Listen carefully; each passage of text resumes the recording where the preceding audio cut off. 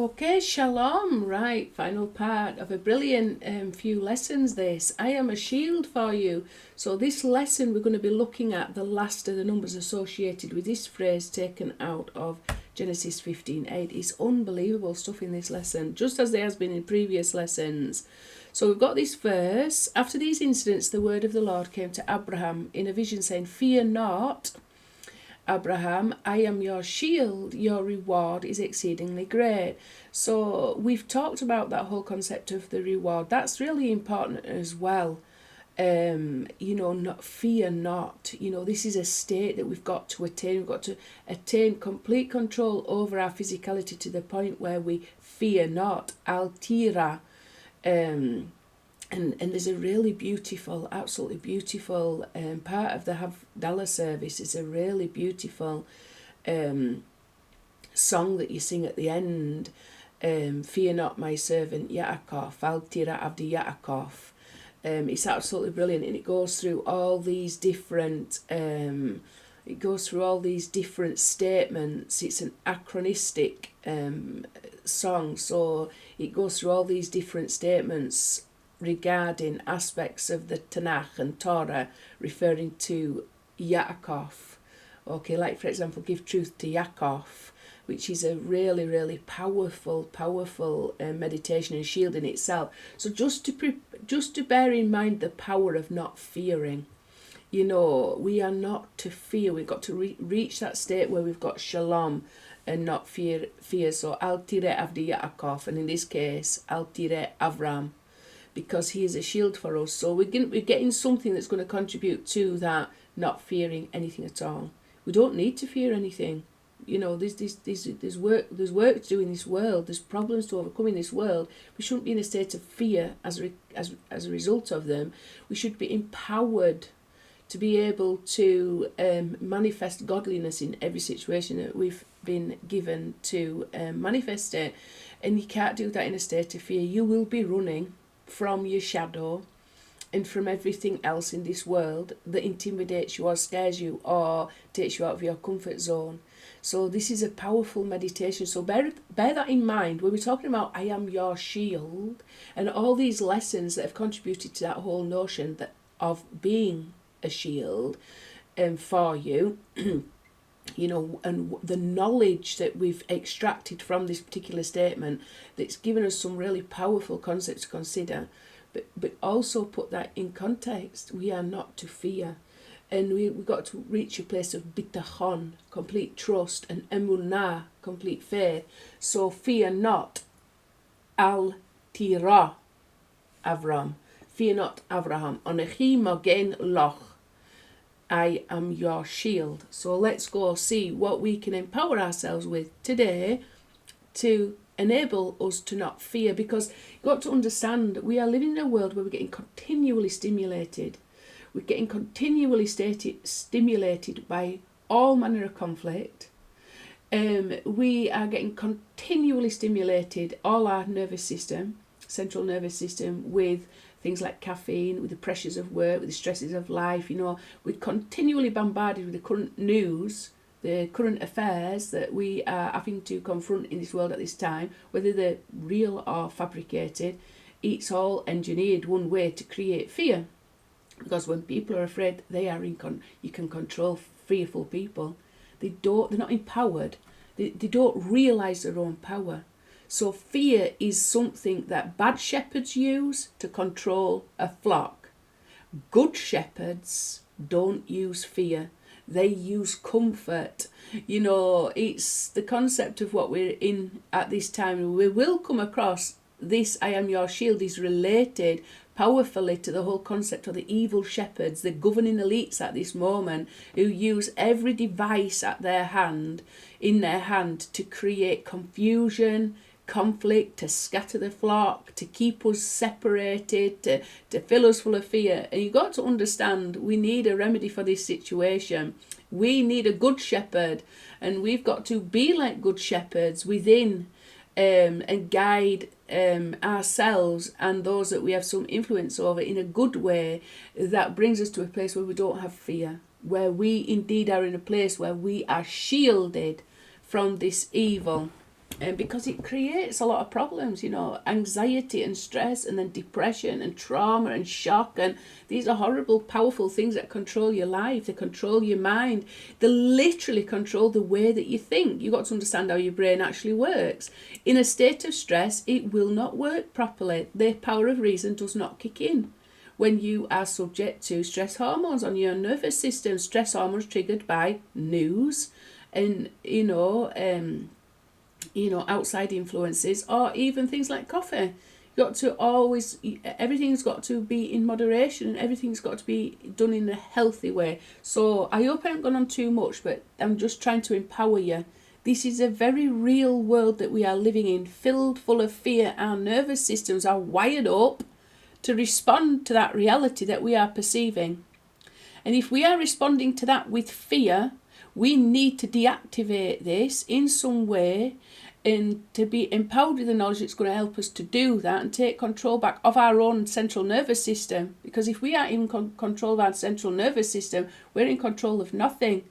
Because we can't even control the way our brain works. Your brain works in a stress situation. As soon as adrenaline and cortisol and stress hormones are released, your body it stops using the front of your brain, starts using the back survival instinct part of your brain, the Neanderthal man part of your brain. You're going to be running, or you're going to be fighting, or you're going to freeze, play dead. You're not going to be feeling like you are reasoning and fully alive. You're literally running or fighting. And these are not states to be in over a long period of time. But most people are all jacked up. They get in the car and somebody cuts them up and they're wanting to get out and punish them. We're not in control. We've got to get in control. So this whole shield, Al-Tirah, is very important. We shouldn't be fearful. We have no cause to be fearful. We have just simply been programmed up in this reality to be fearful. We are programmed up with exile. We need to be programmed up with redemption. And the truth shall set us free. So let's proceed. Hoshana Rabbah. This is a great salvation, by the way. This knowledge is a great salvation because it's real knowledge that we need. We're not making it up. We know the world in which we live. There's got to be an alternate to this. And there is. There always was and always will be. So looking at this then. Anochi YHWH. I am a shield for you. Comes to 224. Okay, so look at these numbers now. They're both in green. Why are they in green? Because 224 is the regular of I am a shield for you. The Mispagdal ordinal is also 112. 112 times 2 is 234. So the numbers that we are going through on this page are going to, you need to understand that this number is come up twice. Okay, so really, this number plus this number is 3 times 112. So this number 112 is significant when it comes to I am a shield for you. You got to see through the numbers, take comfort in the numbers. We are being communicated something to us, and we're not just being communicated it in one way. We are being reinforced this knowledge 2 times. 2 of the numbers come up to 112 or related to 112. So we've got to understand there's a significance in that, and there's a power in that, and it's a shield for us. That we don't need to be, so that we don't need to be in a state of constant fear. Okay. So first of all, these are 2 phenomenal things. I talk about them all the time in the teachings. Yonah filled. So we've got Yonah. Moshiach Yeshua said, the only sign I will give a wicked and adulterous generation, this generation, is the sign of Yonah. Okay, when he was asked for a sign. So straight away, we know we're dealing with the sign of Yonah. Why is the sign of Yonah so significant and such a shield for us? Because if you trace the entire concept of Yonah from start to end, everything to do with it in the Tanakh, Yonah will reveal who the Moshiach is Yeshua.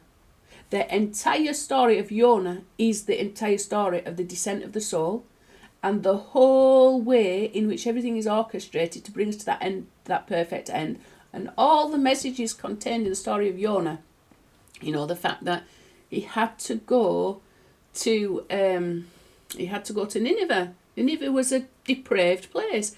The sages say that the Pharaoh of the Exodus fled and went to Nineveh, and he became the king of Nineveh, who Yonah went to. This is all midrashic, it's all coded. What's it telling you?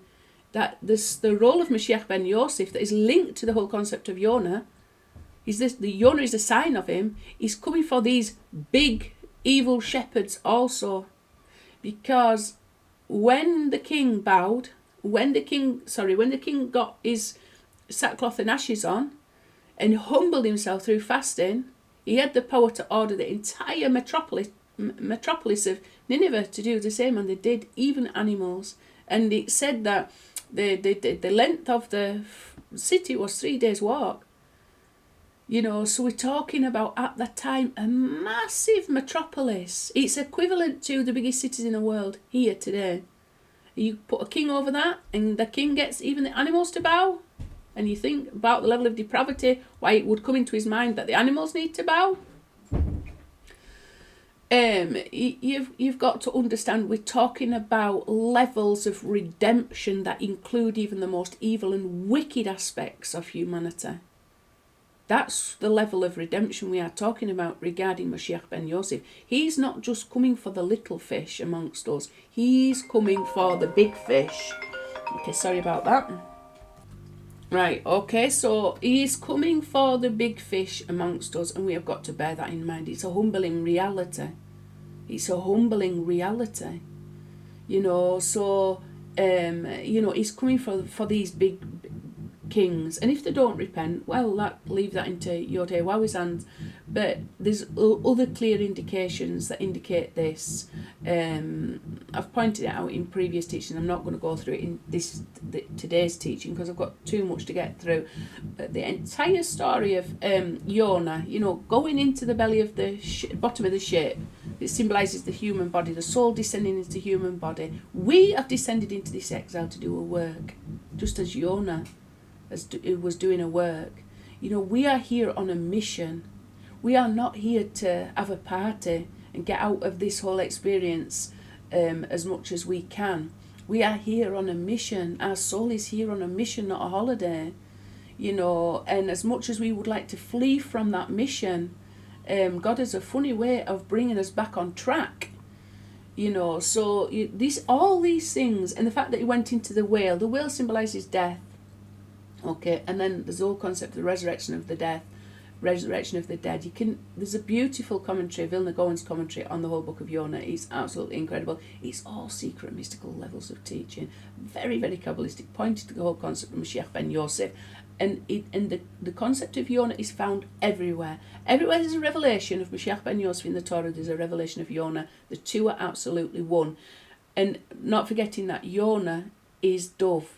And we're talking about the whole concept of Moshiach, the holy Shekinah that's fallen into exile and needs to be elevated up to a status. It's the last letter here. It's the literal interpretation of the Torah. You cannot have a more mystical, esoterical book than the book of Yonah to teach you what I've been teaching you in the last lesson. It's all about the secret inner meaning of the Torah, which is the light of Moshiach Ben Yosef to be revealed in this world. Because the light of Moshiach Ben Yosef is that level of Yechidah, which is the highest level of our soul. It's that aspect of Adam that didn't fall, that didn't eat of the tree of the knowledge. Why? Because he hadn't attained it yet. So it's as if some spark of our own soul is reaching down to us in this exile and empowering us to perfect ourselves, to stay on track, to do that we are here to do, together in the lost souls parts of Israel, and to rebuild Jerusalem, and all the mystical ways in which those what I've just said can be interpreted. Okay, it's all powerful stuff. It's all highly mystical stuff. Any amount of knowledge that you can glean out of it is going to be a shield for you. Okay, you need a shield. We need a shield. Humanity needs a shield. So everything that you can glean out of it, and also the concept of the dove. Yonah literally means dove. He's the Ruach HaKodesh, the Holy Spirit guiding us and influencing us, the Spirit of truth, okay, and the whole concept of Moshiach, the Holy Dove. I keep talking about it. Moshe is the body of the bird, Moshiach Ben Yosef, left wing of the bird, Moshiach Ben David, right wing of the bird, and there's got to be unity. There's got to be unity between the three Abrahamic faiths as well. That's very important. Okay, so this is another shield for us. They're not magic formulas. I want to really try and emphasize what we are talking about here. We are talking about knowledge that empowers us. Knowledge that empowers us to stay on track. Knowledge that empowers us to feel more united within ourselves instead of divided and like some kind of split personality. We speak one way and act another. You know, we've not got we're not two-faced. We are united, we are whole. We recognise that we are both body and soul, and there's unity between those aspects of our life. There's not conflict. We've got to get to that place of shalom. Fear stops us from attaining that shalom. Why? Because our body's very powerful, and when it's filled full of fear, it dominates over the soul that's in, and it dominates over the mission that's in. And it sends us wanting to go on a boat to Tarshish instead of go to Nineveh and do what we're supposed to be doing. Okay, so there's a wonderful name here that can help us to overcome this anxiety and this conflict that we've got. It's the name Yonah and YHWH Elohim. Okay, so it comes to 112. This basically and essentially is the unity between Israel and the nations, between Esav and Yaakov and Esav. Really, you've got to get it in the right order. Male and female, lights and vessels, spirituality, physicality, heaven and earth. There's all kinds of ways that you're saying essentially the same thing. It's the unity, it's the unification of two polar opposites. Okay, the power to unite those two polar opposites. So we've got this name Yod He YHWH Elohim, and this comes up many times within the Torah. These names are united together. Okay, so we've got to always bear that in mind. It's an end goal for us, not to have conflict and disharmony that creates fear and division and confusion and this state of being a split personality. We've got to be unified. So we've got to be, the same inside and outside. We've got to be the same with ourselves and with others. We've got to reach that place of maturity where we are recognising the reality of our existence, i.e. here, in physical reality, with our feet on terra firma, with an incredible, powerful spiritual mission to accomplish in the flesh. Okay? You've got to come to terms with that reality, and you've got to deal with that reality. You've got to be aware of the limitations of our physicality, but also aware of the incredible potential spiritual manifestation that we are able to draw down into this physical reality for the sake of His name to be glorified and for the sake of His work to be completed. Okay, so you've got to always bear these two opposites in mind and work with those two opposites, and don't deny either. It's like the sages say, I'm going to paraphrase now because I can't quite remember, but this is a really good concept to bear in mind. In one pocket, right, you're going to be worm food, and then the next pocket, right on parchment or whatever, piece of paper. This entire of creation was created for you. So you've got to hold those two realities in perfect balance somehow, because they're both true. We are going to be worm food. Get on and do what we need to do now. We have only got today, as far as we know. And then, remember that the entire of this creation was created for you. And we've got to somehow dwell with those two realities without there being conflict between either. And this is the name Yod He YHWH Elohim. Because Yod He YHWH is that we are made in the image of Yod He YHWH. This is our heavenly image. And yet we are frail human beings that one day will die. Okay? We are here. It's a temporary state of unity between physicality and spirituality. Okay? We've got a job to do. We need to get on and do it. We're not to be afraid of the reality, because this is just like a vestibule before we go on enter into the real, true, eternal life that we've been promised. Okay, so we're just in preparation. get prepared, get your right garments on.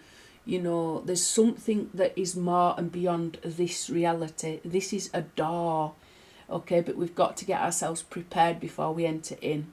We've work to do.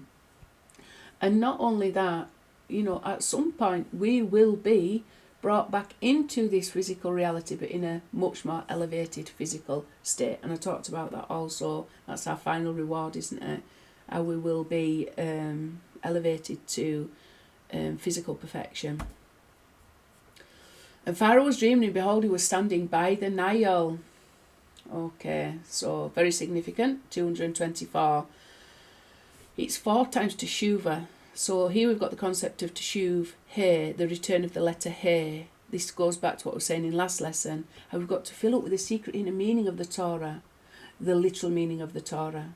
Okay, so this is 4 levels of Torah. I'm not going to go over it now. I suggest you watch last lesson, the lesson before, to go over this. It's incredible, absolutely incredible reality.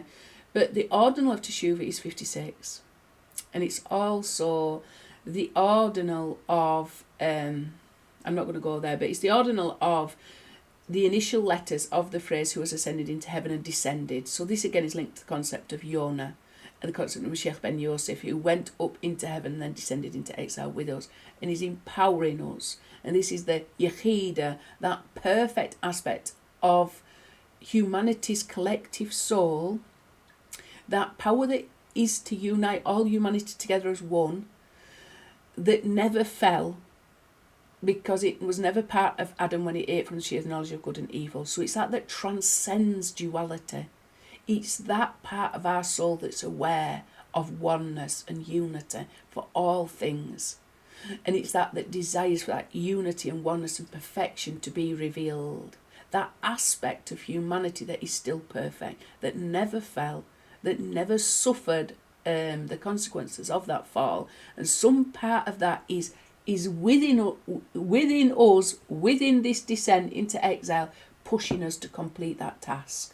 You know, pushing us to do what we are here to do, and not just satisfy the temptations and desires and lusts of our flesh. Okay, to transform even that into something positive. You know, there is this reality. We are human.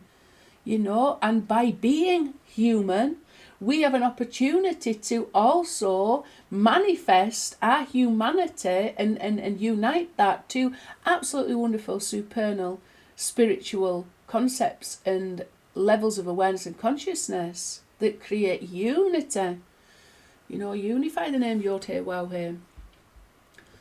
Okay, so Teshuvah, the act of returning, the act of repentance, is also connected to this number. It's very, very important. You get an opportunity to repent. You get an opportunity to turn from your own evil turn.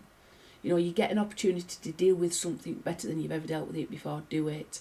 It's all part of the returning. You get an opportunity to look at life instead of being blinded by the outer appearance of reality. Look deeper. You know, when it comes to judging other people, look deeper. Look into the matter deeper. Look at, well, actually, what is really before me now? You know, and this is, you're going, even by being more aware, you know, of the reality and less judgmental and more advocating for humanity, you're going to find answers to the problems that we're facing every day. You're going to be dealing with things differently than what you've ever dealt with them before. You know, this is progress and this is Teshuvah. This is returning to a more pristine state. You know, and any act of return is far superior than not. You know, and even the humblingness of it, you know, forgiving your enemies, it's important. I mean, where could you start with that? It's very important sometimes, like the rabbis say and the sages say, and even, you know, like Catholics say, you know, the whole matter of confession and things like that. It's so important. But it's really turning from our evil and doing good. Don't focus on the negativity of our lives. We are in a fallen state. That is a reality we just simply have to face. We are not perfect yet and never will be. And don't believe the lie that there is such a thing as a perfect human being. There is absolutely not. We have got positives and negatives. It's just a part of being a human at this time. Okay? And sometimes it's more negative than positive, that's for sure. It's a reality. We've got to live it. And we've got to turn from it. We've got not to obsess about that. We've got to do good. It helps us a lot. It's caught up in the image of what the sages say regarding Rivka when she was pregnant with Esav and Yaakov. It said, on the one hand, she was getting pulled towards the places of idol worship. Okay, this is all analogy, by the way, because Rivka lived in a tent in the desert. There was no places of idol worship where she was dwelling, and there's also no places of study. Okay, some people might argue about the tents of Shem and Ava and things like that. Okay, so fine, but you've got to understand what we're talking about. It's all analogy. So she was pregnant with these two children. One, total physicality, one total spirituality. And there's a conflict between them. Where we're gonna get to a place where there's actual unity between them, right? But there's some wisdom in what sages say in the midrashic teachings. They say, right, so on the one hand she was pulled towards the places of idol worship, and then on the other she was pulled towards the places of study, the places of study. So obviously this represents the two inclinations that we've got within ourselves. The evil inclination, our desire to, run after the urges of our flesh, our fantasy fiction, and all things that are materialistic and things like that. And then there's that other nature that wants and yearns to run after that's holy and pure and good and truthful. We're not content with the lies. So there's a conflict because we have got these two natures. We do need peace between them. And what do the sages say? You've just got to drag your evil inclination into the study halls of Torah, i.e., drag it to a place where it's focusing on the good. Don't drag your soul to the place where you're focusing on the negative. You don't have to think negative, speak negative, do negative. If you do those things, Teshuvah, quick, get yourself out of that place before you do any more. So even when you feel like you've fallen, and this is the place where people like you who have committed whatever you've committed belong in this low place, don't believe it for a second, because Teshuvah is to remember who you really are. You really don't belong in that place.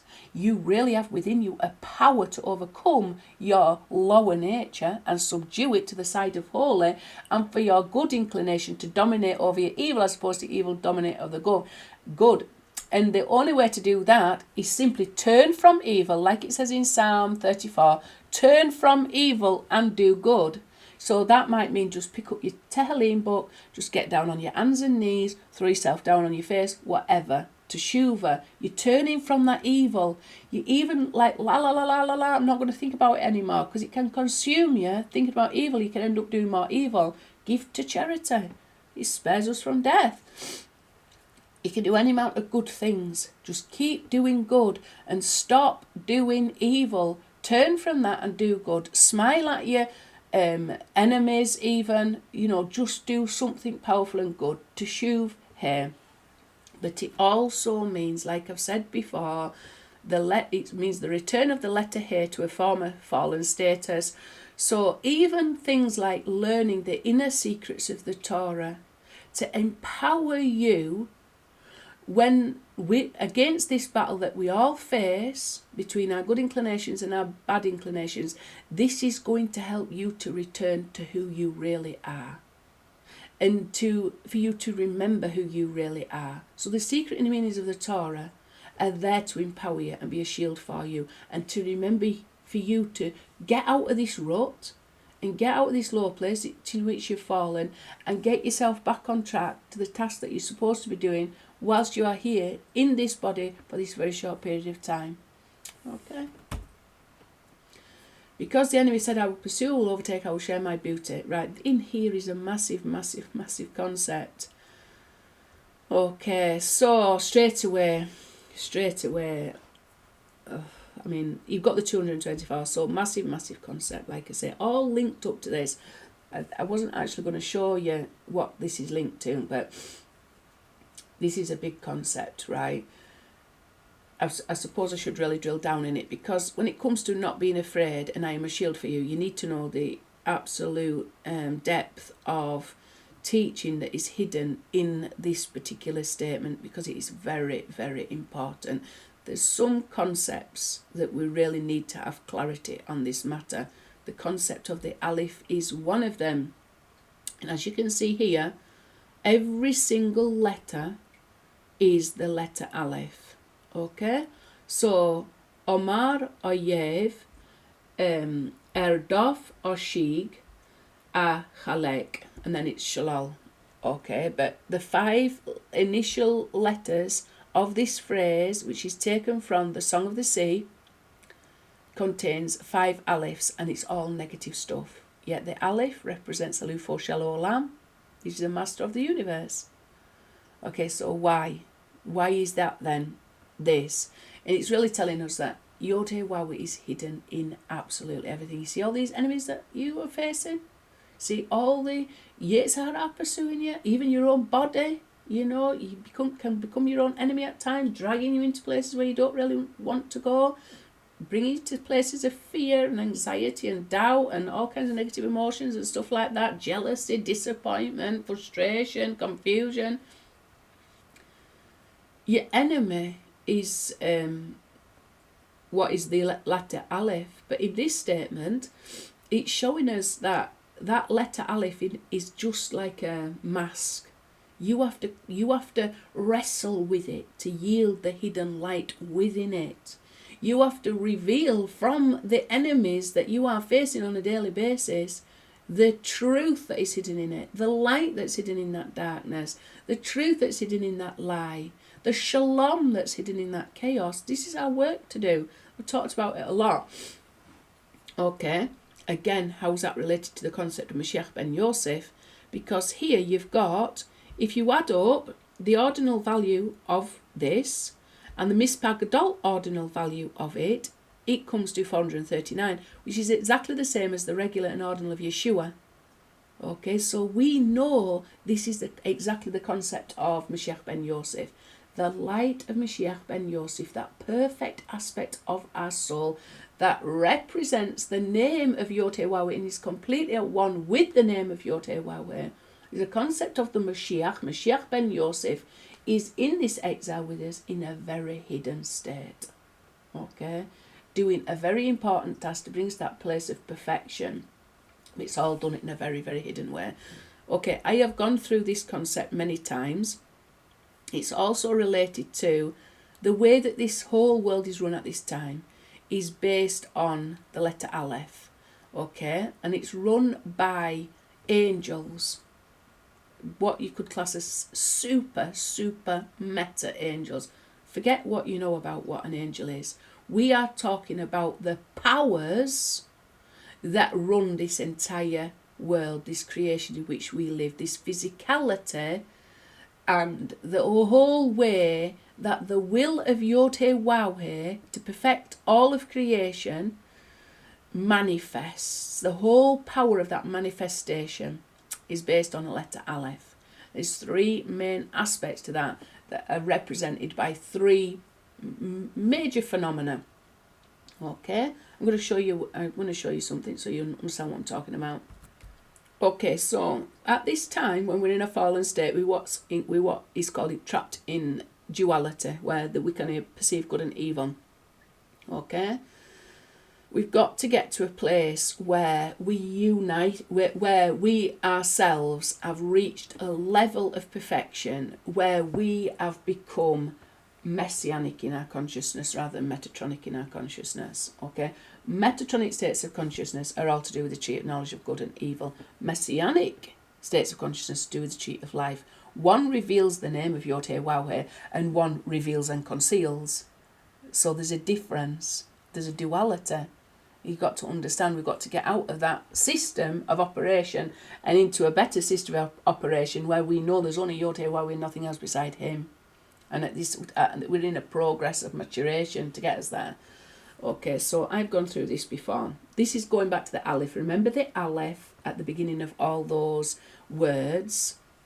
Okay, and the fact that the Baal Shem Tov said the master of the universe, Alufo, which means master.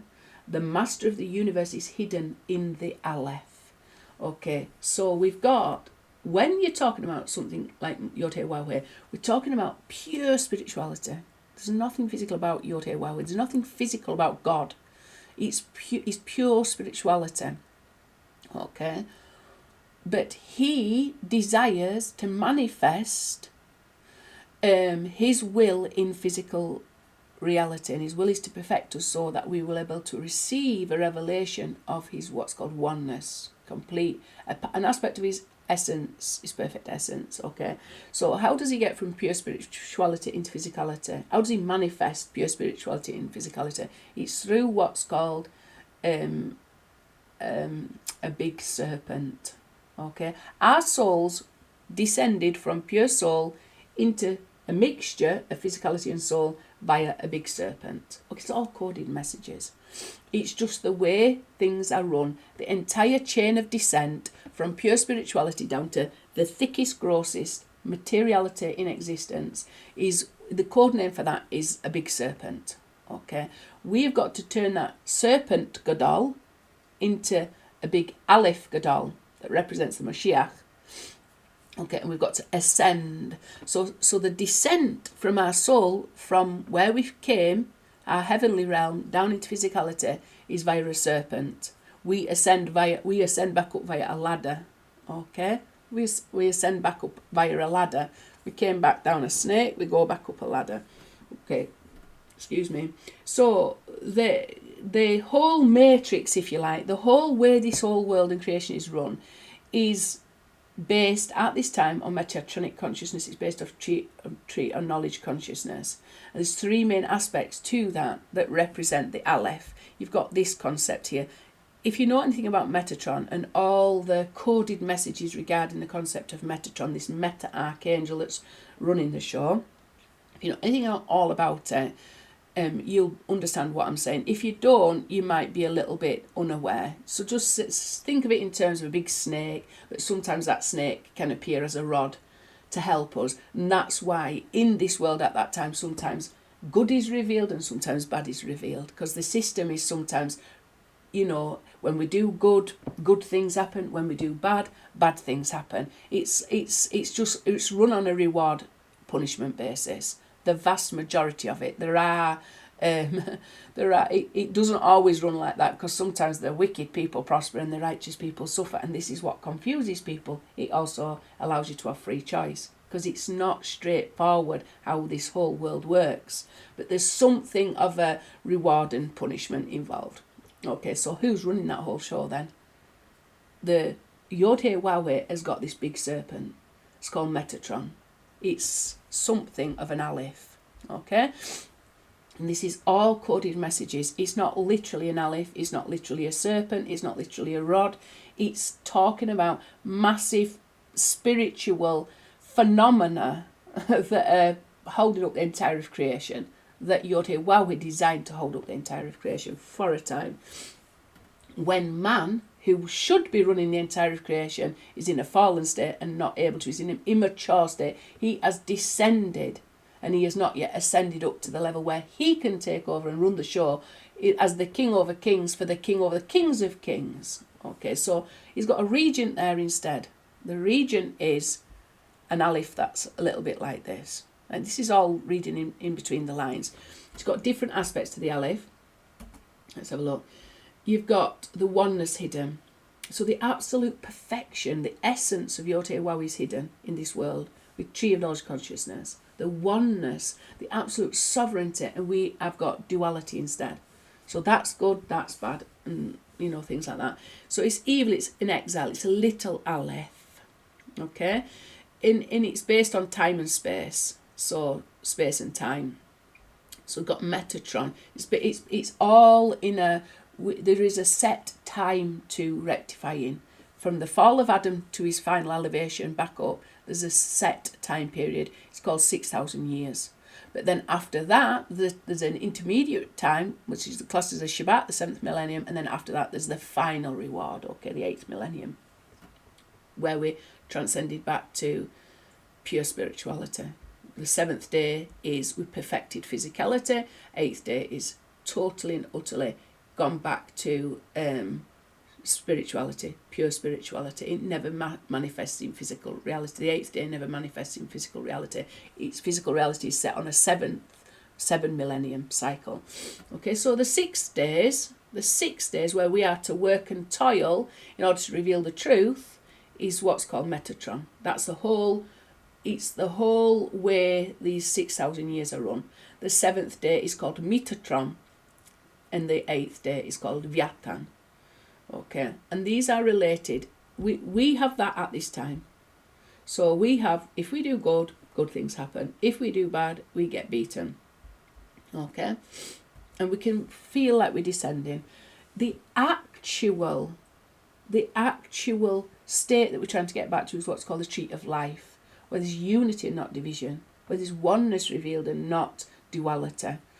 Okay, so this is where YHWH is revealed. This is where we empowered with the truth. This is where our good inclination dominates over our evil inclination. This is where our evil inclination and chaos has been subdued to the side of holiness, to shalom. Okay? It's called the alef gadol, the big alef.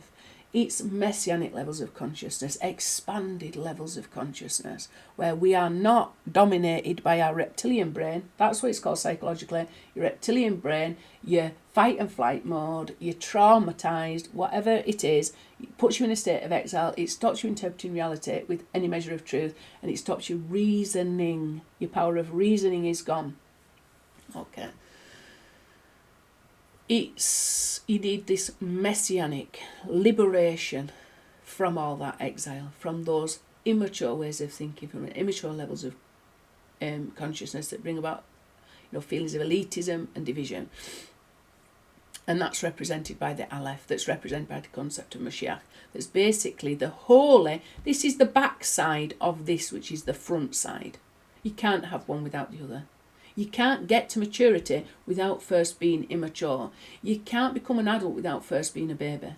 You can't grow into a tree without first being a seed that decays and dies in the ground, the darkness of the ground, and then goes through the whole process of growth and all the hazards and dangers involved in that before you become a wonderful, solid, fruit-bearing tree with any hope.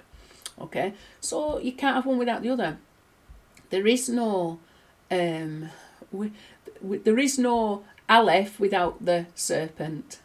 Okay, there is no Moshiach without the serpent. We can't have one without the other. Okay, so we're in a process of maturation, and to go from this to this is 6,000 years, and then to be in this is 1,000 years, and alef years. Alef means 1,000. So we're going to dwell 1,000 years within this alef gadol, and then the 8th year we will go back to pure spirituality. We will have what's called the feast of Leviathan. We'll basically eat the Leviathan. it's all coding messages for there will be no more aspect to the serpent whatsoever. There'll be no more aspect to the serpent whatsoever, so there will be no more descent into physicality. It will be pure spirituality that we are going back to. That's the 8th millennium, what's called the 8th millennium. Okay, so this alef gadol, which we are trying to attain now, and it could break in at any time, is the concept of the Tifereth, Yesod and Malkuth, the unity between Tifereth, which is Yaakov, Yesod, which is Yosef, and Malkuth, which is Rachel. Okay, or in other words, terms of Moshiach, it's Moshe, Yeshua, Moshiach Ben Yosef, Moshiach Ben David. Okay, that's what I'm talking about when I'm talking about that alef. So we were in a state where we are confronted by the enemies. Think about that phrase. They're pursuing us, they're overtaking us, and they're stealing from us. Okay, so we've got to take hold of this enemy and transform that into a revelation of the oneness and perfection of YHWH. And that's our job to do, to reveal the truth that's hidden in that experience, to reveal the truth that's hidden in this fight and this battle that we face, all of us every day. Our enemies within, our enemies out with. We've got to overcome them until we have subdued them, until they are working for us in order to reveal that hidden perfection within entire creation. Okay, so we're back to this. Right, bearing in mind what I've just said about the alef, because the enemy said, I will pursue, I will overtake, I will share the buta. We take that, transform it into messianic levels of consciousness. We're not aware that about these things. We have gone through a process of maturation where we have transformed this into something positive. It's all connected to Yeshua. He's the power within us. He's that aspect of our own soul that never fell. That aspect of Adam that we all have, that united, collective, unified aspect of our soul, of all humanity that is one, that is still perfect and pristine. And some part of that needs to come alive within us. Okay, and the way that YHWH has chosen to reveal this truth to us, that there is an aspect of perfection that we are able to cling to and have awakened and alive within us, is connected to the story of Moshiach Ben Yosef. Okay, but there's a lot of lies regarding this story. We've got to divest the lies, the fantasy fiction regarding Yeshua from the truth, and we've got to cling to the truth and disregard the filthy rags. Because you can't, YHWH doesn't give you anything to you on a plate, and sometimes we think that we've received the final product when we haven't. We've received something that's hidden in a very dark, evil outer shell, and we need to discard the shell to get the fruit and the light that's hidden within. Okay, so we've just got to be careful with that. It's when I'm talking about Yeshua, I'm not talking about the Roman idol worshipping God that has become that, but you can't have one without the other. That you take that, and that within that you've got to reveal the truth hidden in it, and all the true light, the true concepts, and that truly empowers, not that creates fear and doubt and leads to more evil in this world. Right, I went through this concept, Anochi Anochi. It's so powerful. I can't possibly go through it in this lesson. But I went through this in the lesson that I did on leper and Moshiach. It's an Egyptian word. You need to know why it's an Egyptian word and why we chose an Egyptian word to begin the commandments. There's such profound wisdom that we need to know. I haven't got the time to go through it in this lesson. I went through it very recently in the video that I did about leper and doubt. Okay, so in the description on that, there'll be a part which there'll be a chapter breakdown, and it'll mention Anochi Anochi. Go and listen to it. It will empower you. It will help you to overcome fear, and it will be a shield for you. Okay, so I urge you to do that. Make a mental note of it. We'll get to the end of this lesson. I'm not going to go through all what I plan to go through. I'm just going to finish this one slide off. I had planned to do 3, so I'm going to have to do another lesson at some point. But remember, this is Hoshana Rabbah. This is a great salvation, so please go look at that. It will empower you greatly. There's so much hidden in that. We need this now. We need to be shielded. We don't even know what's coming. As bad as what it is and what we've all faced thus far on this journey to get from exile to redemption, we do not know what's coming. We need to be smart because we've seen what is coming out in the world. It seems to be getting worse and worse and worse. We need a bigger and stronger shield every day. Okay, so do what I've asked you to do, because it's important to know these concepts, because these are our shield. These are what empowers us. These are what liberates us. These are what set us free. These is what transition us from slavery to freedom. If thou have found favour in your eyes. So, this is from Genesis 54. And it's Yosef talking about Pharaoh to go bury his father. I do believe that's where it comes from. So if it's all, again, it's about Yosef, isn't it? And it's the importance of being buried in the land of Israel. Why is it important? Because Yosef, the reason why they were able to get out of Egypt and into redemption was because they were faithful to keep the oath he'd sworn to Yosef to take his bones out of Egypt and bury them in Eretz Israel. Now, I've been fortunate enough to go to his kever, his grave in Eretz Israel, in Shechem, which is now called Nablus. they did what they said they would do. And as a consequence of it, we came out of the Egyptian exile and entered into the promised land. And we've got that same journey to make now. Okay, so it's all connected to that concept. We've got to take the bones of Moshiach Ben Yosef out of the exile of Rome and bury them in the land of his inheritance, which is Israel.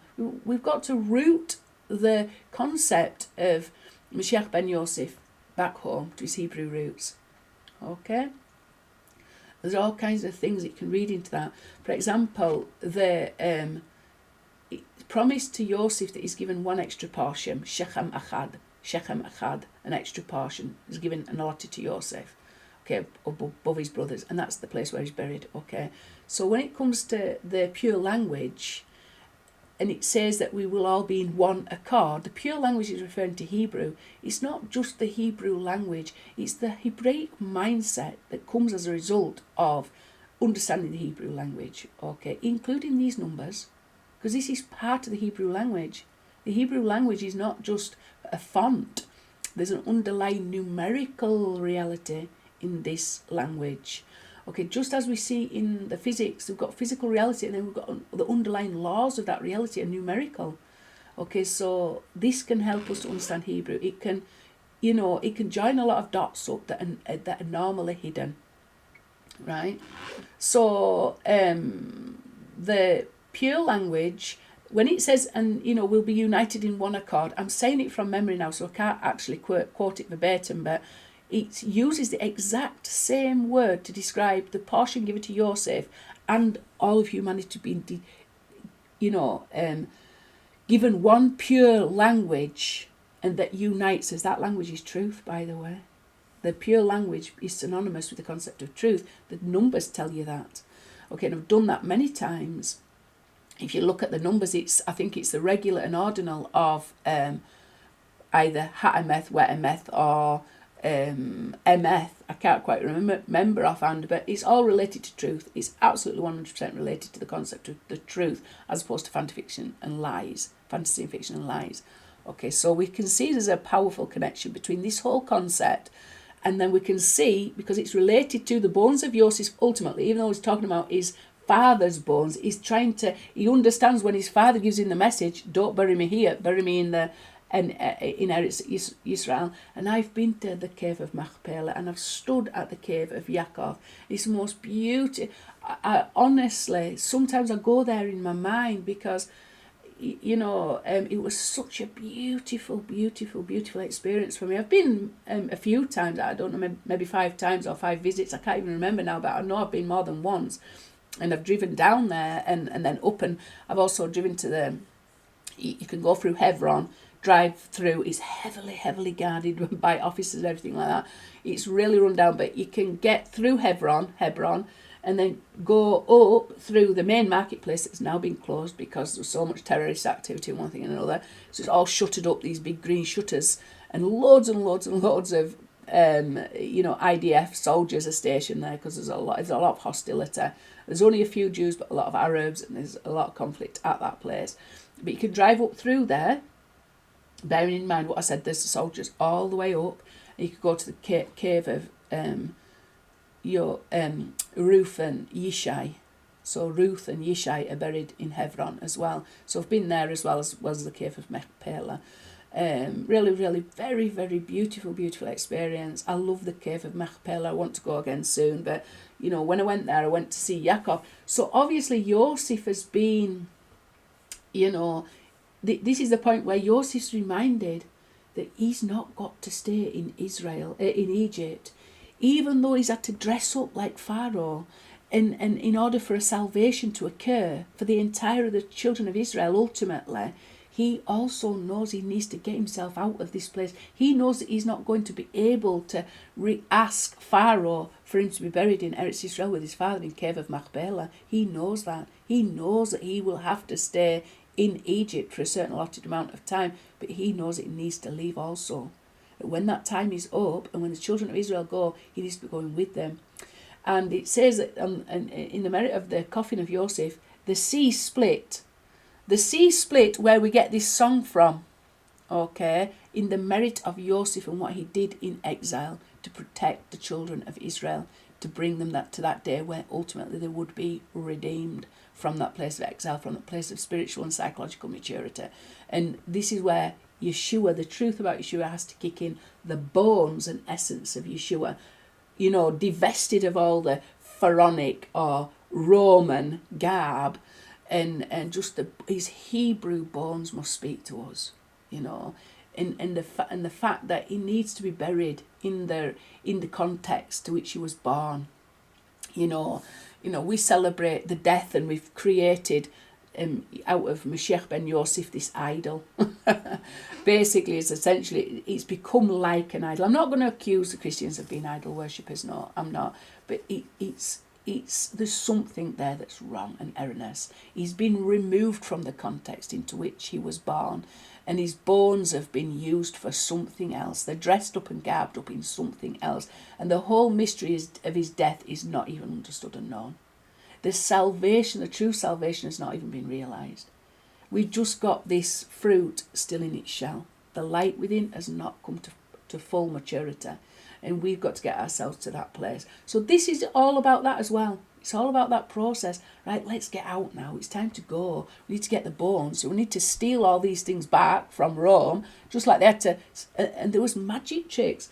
The top necromancers and the magicians and the wizards and the, you name it, whatever the soothsayers, all trapped his bones there to keep him there. It was powerful, most powerful magic in the world. And this is what's happened with Rome.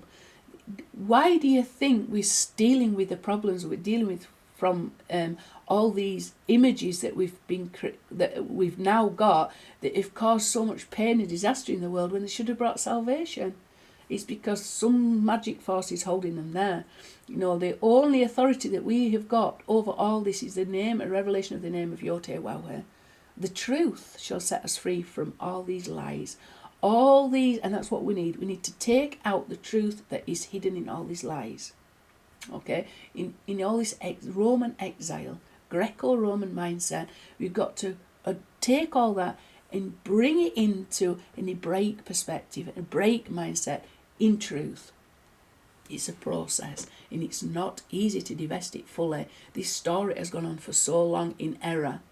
And there's so much attached to it. Everything you got to suspect, everything about the story of Yeshua, you got to suspect it. What is the truth and what needs to be discarded? And it's the only way we can be empowered to do that is through understanding the concept of Moshiach that is revealed in the mind of God, that is the Torah, what we are looking at now.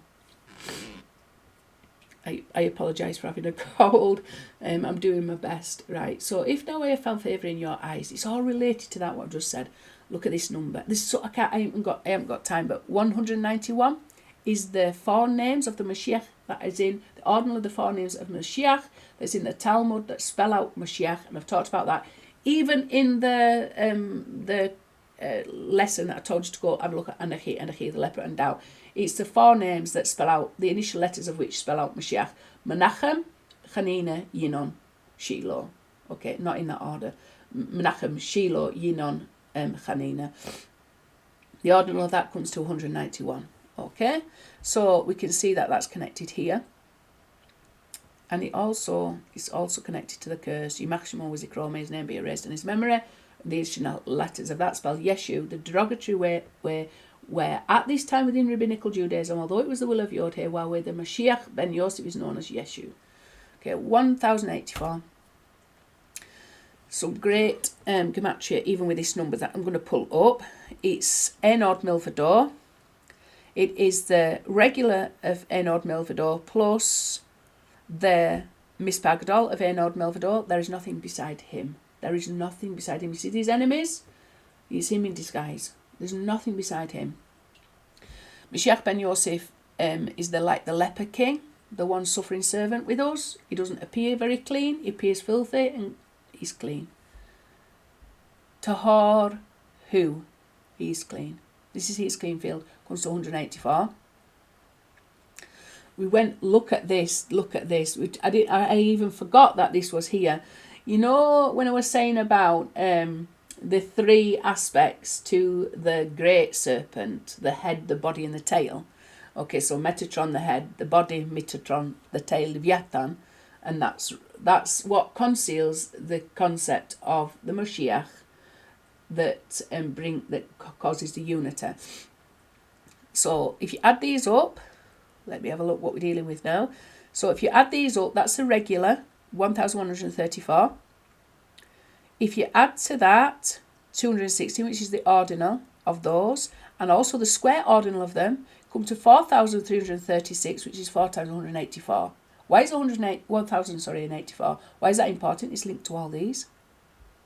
But it's also the Mispar Gadol of Moshiach Ben Dawid. When Dawid is spelt rectified additional Yod, that is the Yod that represents Moshiach Ben Yosef, the truth about Moshiach Ben Yosef that's hidden in the darkness of exile of Rome, that we need to get out that truth. And then that rectifies David, so David can come, riding on a horse, not a donkey this time. When Moshiach finally comes, he's riding on the horse, represents the secret in the meaning of the Torah. Okay, David represents the final letter He. The Teshuvah, the return of the letter He, that is Moshiach Ben Dawid. He's fully returned to his place. The concept of Moshiach is fully returned to his place of authority. He is now king over kings, not just a poor man riding on a donkey. He came in that capacity. He was essentially coming in that capacity. He won't be coming in that capacity again. He will come in on a horse as all kings should. Moshiach Ben Dawid. Because he'll be empowered with the inner meaning of the Torah. He'll be empowered. What inner meaning of the Torah? Moshiach Ben Yosef, the inner meaning of the Torah. Went through this last lesson. Okay, so this is a prophetic regarding Yehuda, regarding the Moshiach, until when Shiloh shall come. Okay, so Genesis 49:10. It's part of the prophecy to Yehuda. It's referring to the Moshiach. Comes to 112. So we can see it's related to this. It's a shield for us. That hope that he's going to come is a shield for us. The knowledge about who and what is coming is a shield for us, and the whole process of maturation that's involved in that. Okay, so until Shiloh comes 462. If we take the concept of Moshiach of YHWH, Moshiach of YHWH is the Moshiach revealed within the mind of YHWH, which is the Torah. You see the Moshiach that's revealed in our own mind? This is Armelos, the false Messiah. This is anti-Messiah. You see the Jesus on the cross dying and all this rigmarole and all this cult and religious ceremony regarding all these things. This is the Moshiach of our minds. This is the false Moshiach. There's no truth in it. But hidden in that is the truth. We've got to take all those things, get rid of the outer evil shell, get the light in, bring it back into its Hebraic context, and can finally usher in the revelation of Moshiach Ben Dawid, and we can enter into that 7th millennium. We are perfected once we do this. It's our work to do this. It's our work in this 6,000 years to do that, to take all the evil, to remove the outer evil shell, to separate good from bad, to reject the bad and choose good, to turn from evil and do good. It's a process of maturation to be able to make that decision between what is right and wrong. What is truth and lie? What is YHWH and what is concealment? Because lots of people are actually worshipping the concealment and saying, this is God, and they're even calling it YHWH. It's a desecration of his holy name to call what is not him. Okay? So the Moshiach of YHWH is a phrase found within the Tanakh. It's the concept of Moshiach found within the Torah. It's the Moshiach of YHWH, i.e. the Moshiach that bears his name, i.e. blessed is he who comes in the name of YHWH. Like Yeshua said, and I mentioned this last lesson or the lesson before, you will not see me again until you say, blessed is he who comes in the name of YHWH. You need to know who YHWH is. The only way you can know who YHWH is through the attribute of chesed, through Abraham, through the high priest. Okay? Talked about this last couple of lessons. So 384 plus 78 ordinal comes to 462, exactly the same as until when Shiloh shall come. Don't expect your own Moshiach of your fantasy fiction minds are subject to exile and force of exile because you haven't dealt with the enemy to reveal the truth of Moshiach of YHWH. You're going to have to wrestle yourself. You're going to have to wrestle your own fantasy fiction to reveal the truth about Moshiach Ben Yosef and the Moshiach of YHWH. And it's a battle, okay? And what you accomplish today, somebody might finish the task for you, because nobody knows how long we're here, and nobody knows exactly what we've got to do, okay? But we cannot do it without each other. All these things that I am revealing to you today, I have taken from those that went before me, predominantly Jewish people, but bearing in mind it's the Christians that kept the light of Moshiach Ben Yosef alive all this time during exile. Okay, in a very diminished and hidden way, but they kept it alive. And I've learned from them, and I've learned from the Jews, and I'm now learning from the Muslims, because we have all carried a torch and we've all got a purpose. And hidden in the evil outer shell, like I've talked about a lot, is the light that we need in order to enter into that place of redemption. We can't discard the good. We can only discard the evil. That's what it is to be Moshiach. Reject evil and choose good. And we've got to know the difference between, because there's a lot of people throwing the baby out with the bathwater, and that is what is called foolishness. So who is the Moshiach of YHWH? Well, he's Moshe. He was then, he is, and he will be the Moshiach of YHWH. Yeshua and Moshe are one. It's as simple as that. Moshe was simply elevated up to the level of Moshiach Ben Yosef. When the Moshiach comes again, there's only one soul of Moshiach. He came as the first Redeemer of Moshe. He came as Yeshua. He will come again as Moshiach Ben David. It's the same soul. And we have got it all these aspects within us, by the way. We're all connected. We've all got a spark of the Moshiach within us. So Moshe comes to 345, regular, 39 oddly. What does that tell you? Moshe is the Moshiach of YHWH. This is even known by the sages. They say what is what will be. Okay? The initial letters of that phrase from Ecclesiastes, I think it's Ecclesiastes 1:9. What is what will be, spell Moshe. Okay. 384 is 8 times 48, 8 times Yosef ordinal. So the ordinal of Yosef is 48. So the Moshiach Ben Yosef is connected to Moshe and the Moshiach of YHWH until when Shiloh comes. All umbrella terms. Okay, so this is the big serpent, isn't it? This is opposite Moshiach. This is the Erev Rav. This is the evil outer husk that's hiding. That is this alef that hides, essentially. Right, there's 5 aspects to the evil Erev Rav, and this Erev Rav dominates over Judaism at this time. There's no nice way of putting it. There's aspects to the Erev Rav that also dominate over Christianity, and there's aspects to the Erev Rav that also dominate over Islam. And there's some nasty aspects to it. Amalek. We're talking Nazi level of nasty. We are talking about powerful, real forces humanity has faced. Okay? So there's 5 aspects to the Erev Rav, 5 types of Erev Rav. And the initial letters of the Erev Rav spell Negara. So there's Nephilim, there's Gibborim, there's the Anakim, Rephaim, and Amalekim. They come to 393. Okay, 393, the opposite of which is Shiloh. I'll tell you why, because Shiloh has got the same gematria as Moshe, 345, but he's got an ordinal of Yosef, 48. Okay, if you add 345 and 48 together, so Moshe and Yosef united in Shiloh, goes 393. Unite Moshe, unite Moshiach Ben Yosef, Yeshua together, you have got the force that's going to overcome the Erev Rav. What do the initial letters of the Erev Rav spell? Nega Ra. What are we now facing? We have faced, this humanity has faced a Nega Ra, an evil plague. What did that evil plague show us? It showed us that we've got evil shepherds in charge. These powerful elite forces that are like pharaohs in this world at this time, controlling and ruling over humanity and causing a lot of fear. Got to be aware of it, because without being aware of it, you're not going to offer up any solution to that problem. And you're going to just go along with whatever they say. You're going to be under their dominion. You need to be under the dominion of the name YHWH, not subject to this force of evil. This force of evil has got to be overcome by us.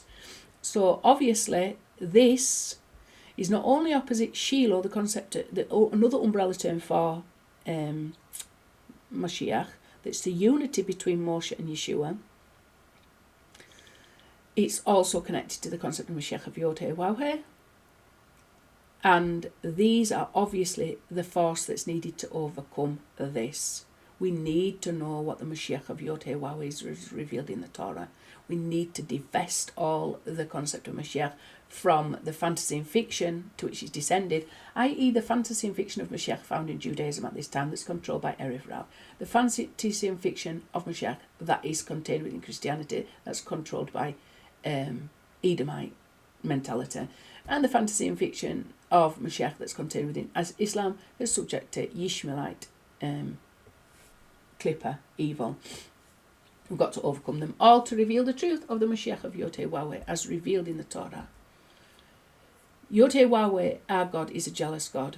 Yeah. Do you know why? Because we are worshipping everything other than him. And even thinking this fantasy and fiction that we are worshipping him. We are not. We've got to go through a process of separating light from dark. To truly know YHWH through that sphere of chesed that I talked about in the previous lessons. Okay, so 112. Got to understand he's not jealous in a bad way. He's jealous for us to serve him and nothing else beside him. Why? Because only he's worthy. We are made to serve him. We are the vessel to contain his light. And if we're not containing his light, we will be containing everything other than him. And he's jealous for that because he knows he made us to fit him. We are the rib taken from his side and formed in a way that perfectly fits him, nothing else beside him. 286 is Yeshua. Okay, so you're not going to thoroughly understand the concept of YHWH being a jealous God, and you're not going to be able to satisfy his desires for us, and without the concept of Yeshua. Okay. And this is very, very interesting. Okay, so I did a teaching based on it was about the concept of Paul in exile, the concept of Rabbi Akiva causing the descent into Rome for an ultimate good. Okay, can't go through that concept in this teaching now, but Rabbi Akiva, just as Paul YHWH desired for the concept of Moshiach Ben Yosef to descend into Rome, because he wanted to give us a really hard work to do. But this light had to descend two ways. It had to descend via the house of Yosef and the house of Yehuda. Because when Yaakov went up against Esau, he split the camp in two. He split it into Yosef and Yehuda. Okay, the two camps. When YHWH sent his son Yisrael up against Esau, he split them into two camps. The house of Yehuda, the house of Yosef. So the house of Yosef has been the main doctrines influencing the house of Yosef has been the doctrines to be found within the epistle of Paul, the Pauline epistles. Okay, it was the will of YHWH to cause a descent into Rome via Paul. The way we come down into the exile is the way we go up. Okay, so Paul is a key aspect to get us out of exile. Understanding what Paul actually said, rather than misinterpreting and misunderstanding Paul, to create that exile and descent into Rome. When we finally unlock his words and understand him, we're going on our way up. That was within the house of Yosef. Within the house of Yehuda, the main teachings came via Akiva to cause the descent. All the Bar Kokhba rebellion, things like that. The fact that he married his executioner's wife. It's all mystical teachings, all this. I'll go through it a little bit in the teaching that I did. You have to go scroll down and look for, Paul and Akiva and the descent into Rome, the light of Moshiach Ben Yosef descending into the Rome. There's a picture of Rome, there's a picture of Paul, writing something. There's a picture of Akiva praying. I'll probably put it in the description. It's really, really wonderful, really beautiful. So it helps liberate us from immaturity to maturity, because then we can look these last 2,000 years and say, there is only YHWH. He had a plan. This has been the plan. Now we're here in the filth. Now we've got all the light out that we needed to get out, that was truly hidden.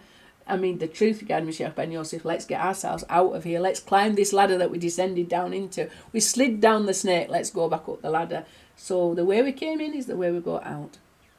It's very important. So the teachings of Akiva really are the way that we can ascend. The house of Yehuda can ascend up with the truth. and the teachings of Paul are the way that we can ascend up. You go ask the Christians about the teachings of Akiva. Oh, he's demonic. Look at him. He caused all the problems in the first place. You go ask the Jews about Paul. Oh no, he's the problem. You know, so you can take this. This is the perfection of YHWH. You know, this is the perfection of YHWH.